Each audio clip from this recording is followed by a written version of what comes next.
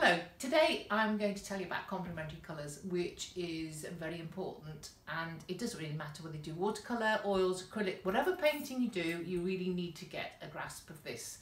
So complementary colours, I've done a colour wheel here, and so what you've got on the colour wheel, you've got blue, yellow and red, which are your three primary colours.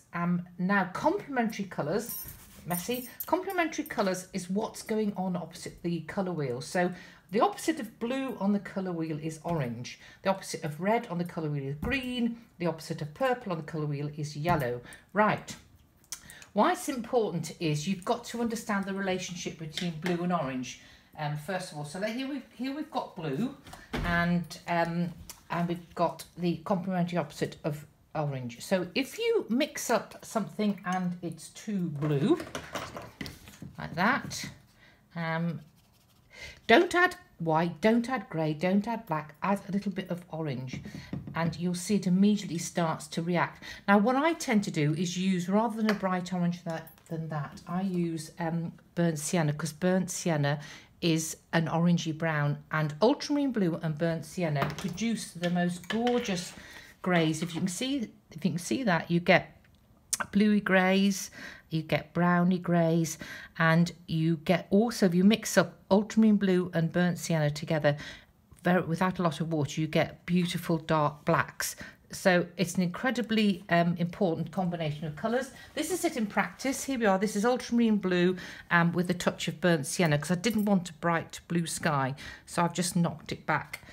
Where it is also important though, if you put blue against orange rather than putting them together, you get kind of a vibrant painting. So here we are. This is me using blue and orange. So there we've got blue, we've got orange, we've got blue and orange, and blue and orange. So even though the blue and orange neutralise each other if you put them together, if you put them side by side, they make fantastic, vibrant paintings.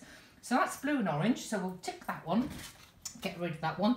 Let's do red and green. So again, I'll show you that in practice. Here's a viridian green, and as you can see, it's far too green. And if you painted something like that, it'll give you a headache.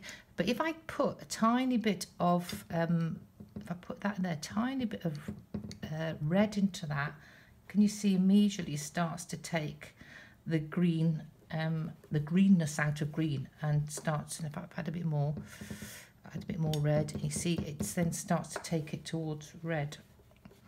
So green neutralizes red and red neutralizes green, and if I show you that in practice, so if you've mixed up too bright a green in your background, don't add grey, don't add black, add a little bit of green, and it'll just knock the greenness out of it. And just as I showed you with the blue, if you can, when you paint, if you can add red against green in your paintings, can you see they kind of set each other off, and they gives your work a real dazzle. So I deliberately put complementary colours.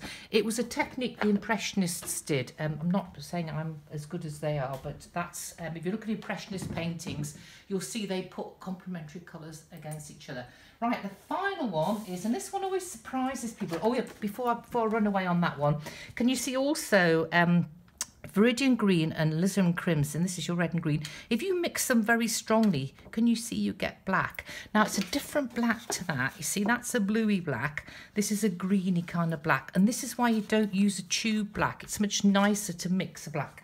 Right, back to this one. This one always surprises people. They can't see how purple and yellow can make black, but look, there it is.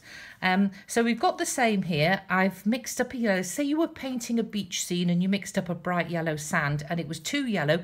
Don't add black, don't add green, add a little bit of purple. And you can see immediately it starts to dull it down. Obviously, if you add too much, you're then starting to go a bit brown, but you will also get black.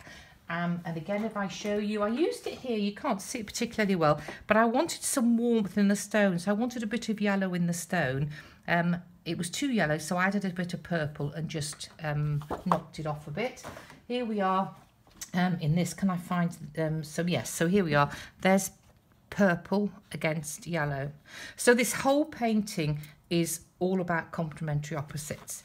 So I know it's a lot to take in, and you might need to watch the video a couple of times, but it's incredibly important. I do a lot of judging of painting competitions, and it's the one thing I look for. And if I see somebody's got an understanding of the use of complementary colours, that person always wins first prize. So there they are. That's a little tip for you. Thank you for watching.